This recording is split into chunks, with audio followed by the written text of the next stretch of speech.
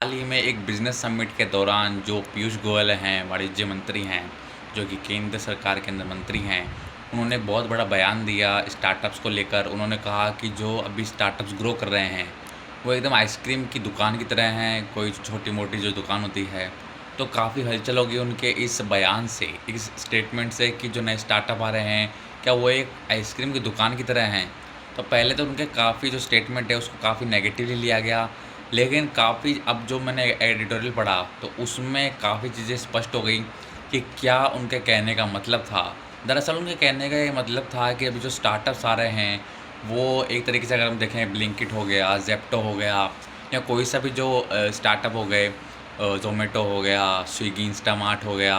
या फिर जो भी मतलब आ रहे हैं, वो एक्चुअली किस मॉडल पे काम कर रहे हैं, जो गरीब होते हैं, वो एम्प्लॉयमेंट जनरेट कर रहे हैं, लेकिन उन गरीबों को टारगेट कर रहे हैं कि जिनको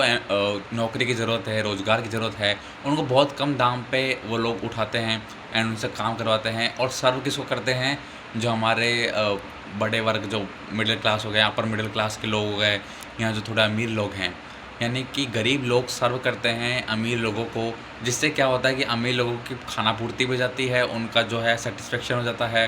एंड कहीं न कहीं उनकी जो ज़रूरतें हैं, नीड्स वो पूरी हो जाती हैं और गरीब लोगों को रोज़गार मिल जाता है। अब कहने को तो ये बिज़नेस मॉडल है, लेकिन कहीं न कहीं ये शोषण कर रहा है गरीब लोगों का कि ये कहने को तो उनको रोज़गार दे रहा है, लेकिन क्या ये सही तरीके से रोज़गार है? स्टार्टअप के तौर पर आजकल ऐसे काफ़ी सारे मॉडल आ रहे हैं,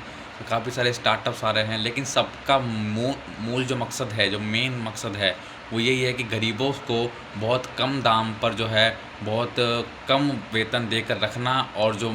अपर मिडल क्लास है या फिर हायर क्लास है, जो अमीर लोग हैं, उनकी सेवा करना।